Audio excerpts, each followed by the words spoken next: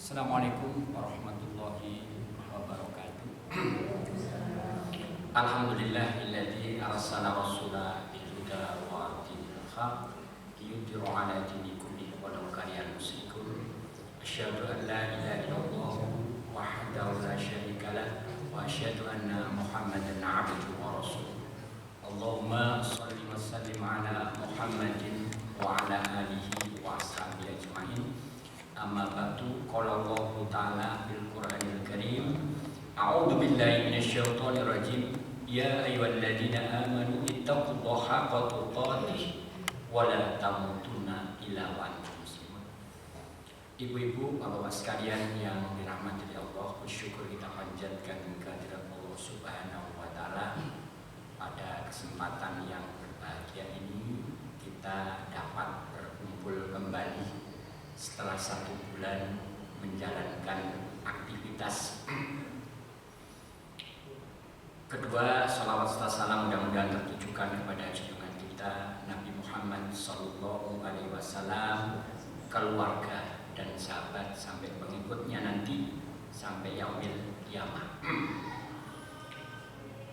Ibu bapak sekalian, pemateri hari ini bertugas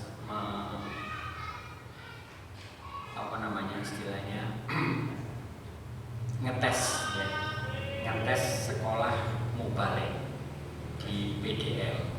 Tadi malam saya hubungi, saya ketemu orangnya, gak bisa karena seperti itu mengadakan SKMM. Hari ini mulainya, nanti sampai 3 bulan ke depan. Untuk berikutnya bisa itu untuk Pak Zainul, sehingga mohon maaf yang sebesar-besarnya untuk tugas terlimpahkan pada saya. Ini bukan mewakili, artinya ganti dulu umpamanya ben serep-serepnya ya. Kami mengambil judul pada kesempatan ini, kalau di dalam itu kan urusan rumah tangga ya, tetapi pada kesempatan ini adalah judulnya ancaman bagi orang-orang yang tertipu dunia. Ancaman bagi orang-orang yang tertipu dunia. Allah Subhanahu wa taala dan Rasulnya telah menjelaskan hakikat dunia yang fana ini. Maka tidak selayaknya seorang hamba mukmin bersikap tamak ataupun rakus terhadap dunia, atau bahkan tenggelam di dalam kenikmatannya.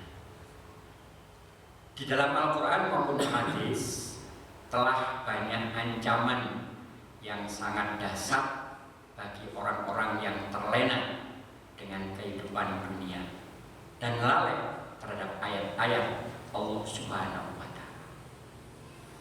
Nilai-nilai agama dan pertemuan dengan Allah Subhanahu wa taala.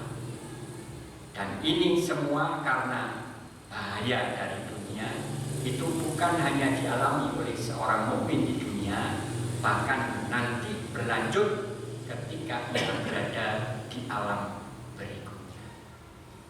Dunia hanya menjadi beban yang berat yang harus dipikul pertanggungjawabannya di akhirat. Di dunia, orang-orang mengejar dunia juga mendapatkan kepedihan dan rasa sakit dari dunia itu sendiri. Karena dunia itu sifatnya memperdaya dan menipu, kenikmatan sesaat yang kemudian berganti dengan kepedihan. Dan cukuplah perpisahan dengan dunia itu merupakan kepedihan yang sangat berat bagi orang-orang yang mencintainya. Perpisahan dengan dunia adalah suatu yang pasti terjadi. Kita akan pergi, harta benda ataupun dunia itu pun juga akan pergi.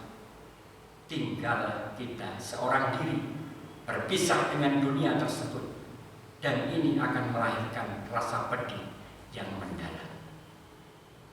Oleh karena itu, seorang mukmin senantiasa melihat apa yang ada di balik kehidupan dunia, karena dia yakin dunia hanya sementara.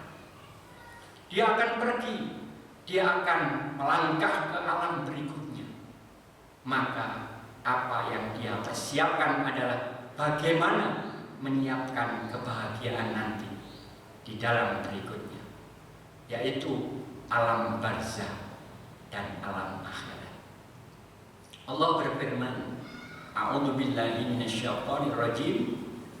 Innal ladzina la yarjuna liqa'ana wa radu bil hayatid dunya wa tama'una biha wal ladzina hum an ayatina ghafilun ulaika ma'wahumun nar bima kanu yaksibun. Sesungguhnya orang-orang yang tidak mengharapkan, tidak percaya akan pertemuan dengan kami dan merasa puas dengan kehidupan dunia serta merasa tentram dengan kehidupan itu, dan orang-orang melalaikan ayat-ayat kami, mereka itu tempatnya ialah neraka disebabkan apa yang selalu mereka kerjakan. Quran surat Yunus ayat 7 sampai ke 9. Orang-orang yang lebih memilih dunia daripada akhiratnya dilarut tenggelam dalam kenikmatan dunia, yang mana kenikmatan dunia ini ada konsekuensinya, yaitu kita harus melepas bagian dari akhirat. Kadang-kadang kita harus melepas nilai-nilai agama karena kenikmatan dunia, dan itu adalah satu pilihan yang akan dihadapkan kepada kita ketika kita mengejar kenikmatan dunia itu, seperti yang telah kita jelaskan sebelumnya. Ketika seorang hamba memilih dunia, pasti ada akhirat yang harus dia korbankan. Dan hamba ini merasa puas dengan kehidupan dunia dan merasa tentram dengan kehidupan dunia, seolah-olah dia tidak akan beranjak dari dunia, tetap berada di dunia. Demikian pula dalam ayat yang lain, Allah Subhanahu wa ta'ala berfirman, "Afara'aita imma ta'anahum sini thumma ja'ahum ma kanu yu'adun ma aghna anhum ma kanu yumatta'un." Yang artinya, maka bagaimana pendapatmu jika kami berikan kenikmatan dunia beberapa tahun? Quran surat Asy-Syura ayat 205. Ini satu ungkapan yang menolak kita bahwa kalaupun kita diberikan dunia itu hanya beberapa tahun saja. Terlebih lagi kita umat terakhir yang jatah hidupnya dijelaskan oleh Nabi Shallallahu Alaihi Wasallam umur 60 sampai 70 tahun. Lebih dari itu sedikit. Kemudian datang kepada mereka azab yang diancamkan.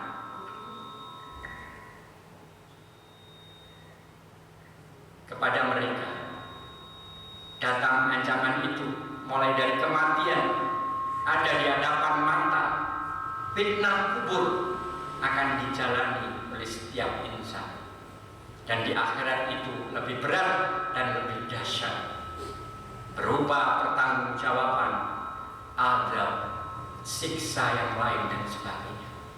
Seperti yang kita ketahui, perjalanan akhirat itu adalah perjalanan yang lebih panjang daripada perjalanan dunia. Niscaya tidak berguna bagi mereka kenikmatan yang selama ini telah mereka rasakan. Quran surat Asy-Syura ayat 107. Di dalam hadis Nabi Shallallahu Alaihi Wasallam menjelaskan tentang bagaimana cepatnya hilang kenikmatan dunia itu pada diri seseorang. Akan dibawa nanti seorang hamba yang paling nikmat hidupnya di dunia, yang ternyata dia adalah penghuni neraka. Kemudian dia dicelupkan satu kali celupan saja di dalam neraka. Ini orang yang paling nikmat hidupnya di dunia. Lalu dikeluarkan kembali dan ditanyakan kepadanya, wahai fulan, apakah engkau pernah melihat dan merasakan kenikmatan itu? Maka dia menjawab, ya Allah, demi Allah, aku tidak pernah merasakan kenikmatan sama sekali. Ini baru satu kali dicelupkan saja ke dalam neraka. Satu celupan saja sudah menghilangkan semua kenikmatan-kenikmatan yang dulu pernah dia rasakan. Sama sekali tidak berguna baginya. Tidak ada lagi ingat lagi. Begitulah perbandingan antara sengsara dunia dan sengsara akhirat. Nikmat dunia, nikmat akhirat. Adapun nikmat dunia dibandingkan dengan nikmat akhirat, itu sudah dijelaskan juga oleh Nabi Shallallahu Alaihi Wasallam di dalam hadis yang lain. Demi Allah, perbandingan antara nikmat dunia dengan nikmat akhirat seperti salah seorang dari kamu mencelupkan jarinya ke dalam lautan, kemudian dia menciduknya. Coba lihat apa yang dia bisa ambil dengan jarinya dari air laut itu. Sangat sedikit. Begitulah perbandingan antara nikmat dunia dan nikmat akhirat. Oleh karena itu, orang yang paling sengsara hidupnya di dunia ternyata dia adalah seorang penghuni surga. Kemudian dia dimasukkan sesaat ke dalam surga, lalu dikeluarkan lagi. Kemudian ditanyakan kepadanya, apakah engkau pernah merasakan kesengsaraan? Maka dia menjawab, tidak ya Rob, aku tidak pernah merasakan kesengsaraan itu. Nikmat akhirat sesaat saja itu menghilangkan kesengsaraan sepanjang hayat. Orang ini mungkin sengsara hidupnya sepanjang hayat. Mungkin dia tidak pernah merasakan kenikmatan di dunia, tapi ketika dimasukkan ke dalam surga, maka hilang segala kesengsaraan yang pernah dulu dirasakan selama di dunia. Hadis itu benar-benar menjadi hiburan bagi kita, merasa hidupnya sengsara di dunia, bahwa kesengsaraan di dunia itu akan sirna, pergi dan berakhir. Berbeda dengan kesengsaraan di akhirat, tidak akan pernah berakhir.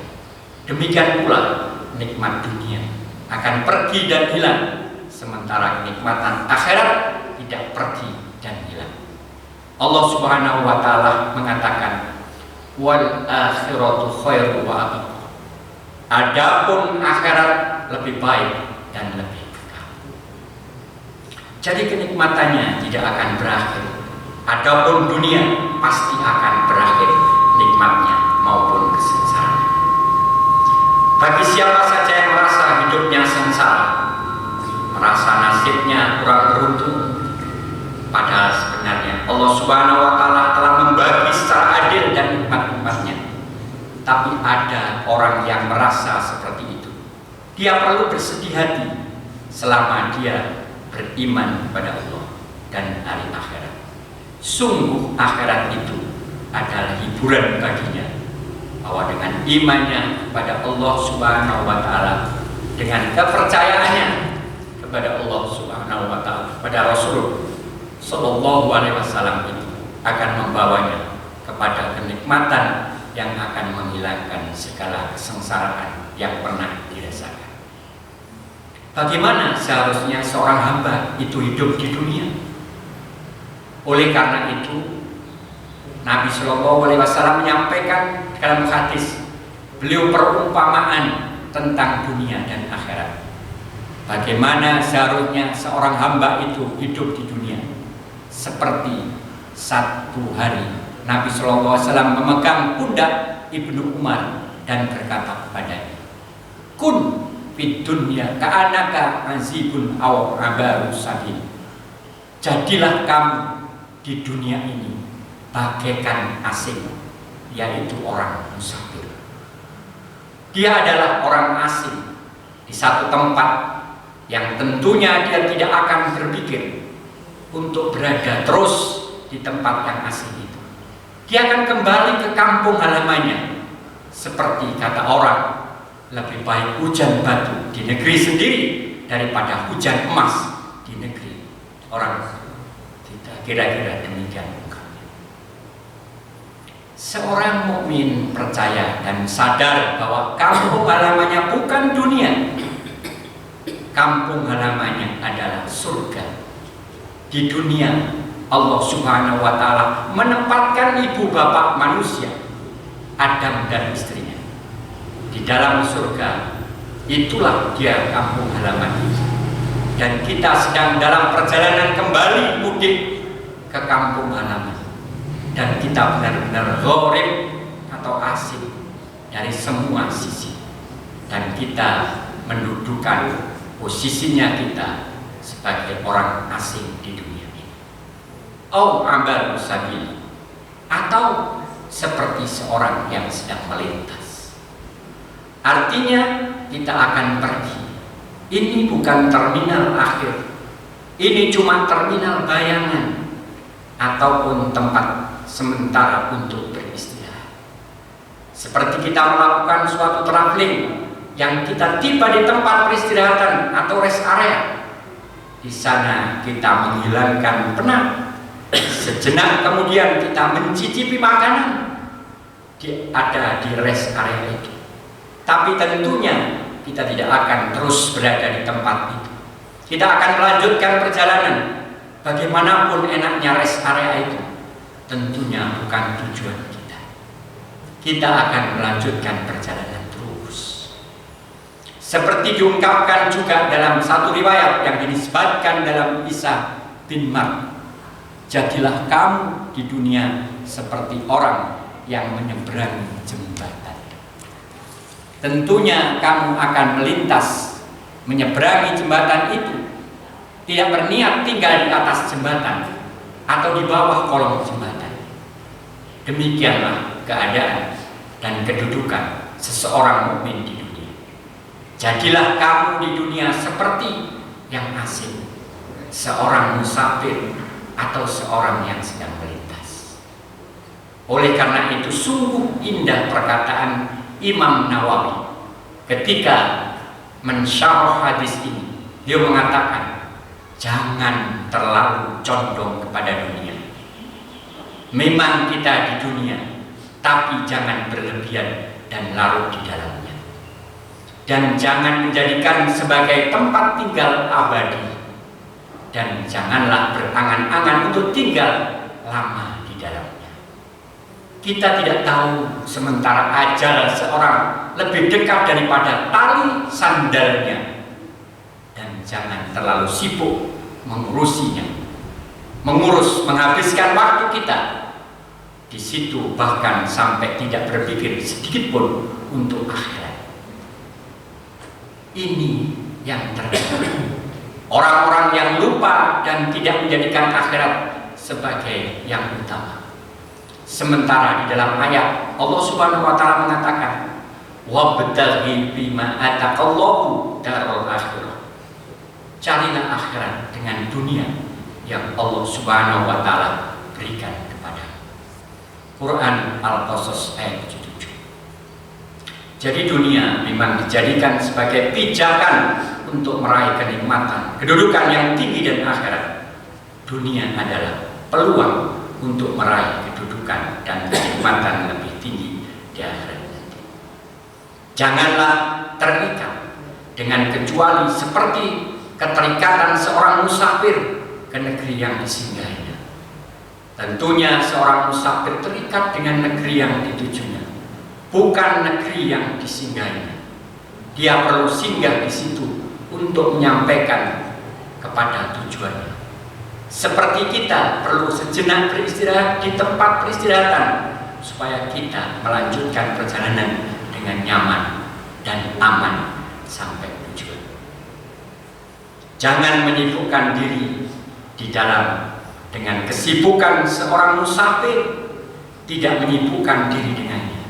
Tidak mungkin kita berbelok ke rest area kemudian kita pikirkan untuk membangun rumah atau tidak lama di situ, karena dia ingin segera kembali kepada keluarganya siapa yang tidak rindu dengan keluarga-keluarga yang lebih dahulu mendahului.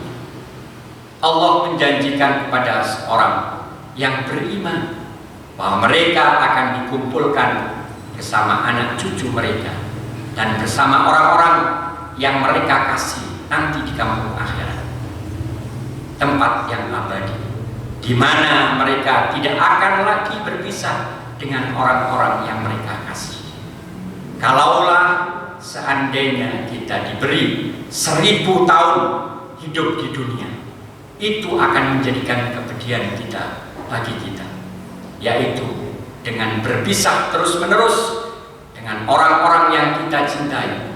Berapa banyak orang yang kita cintai pergi lebih dahulu dari kita, dan perpisahan itu tentunya menyakitkan dan menyedihkan.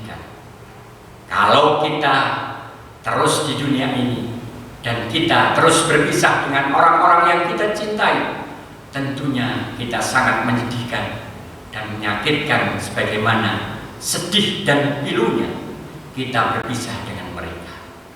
Kalau kita terus-menerus di sini, kita akan terus-menerus merasakan kepedihan yang tidak berujung.